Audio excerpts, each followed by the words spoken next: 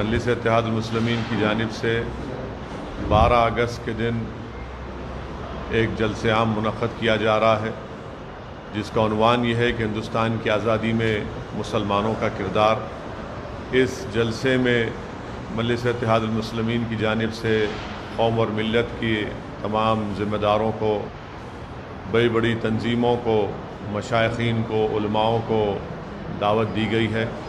اور انشاءاللہ تعالیٰ وہ اس جلسے عام میں شرکت کریں گے۔ میں خاص طور سے نوجوانوں سے اپیل کروں گا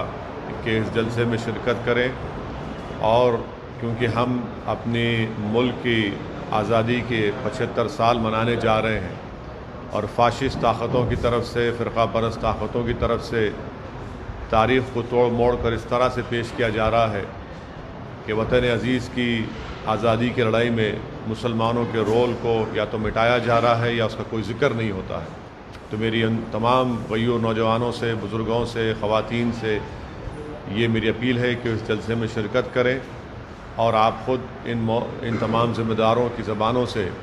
جو ملک کی آزادی میں ہمارے بزرگوں نے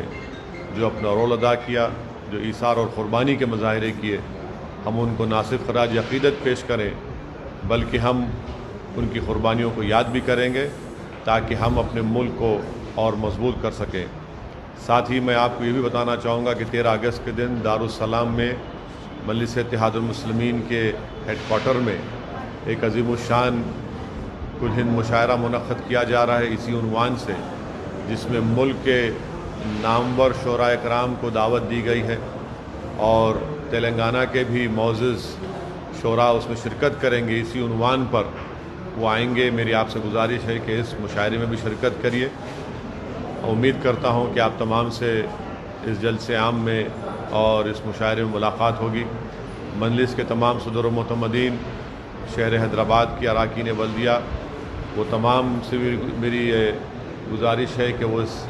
جلسے میں شرکت کریں اور اس کو کامیاب کریں۔ السلام علیکم ورحمۃ اللہ وبرکاتہ۔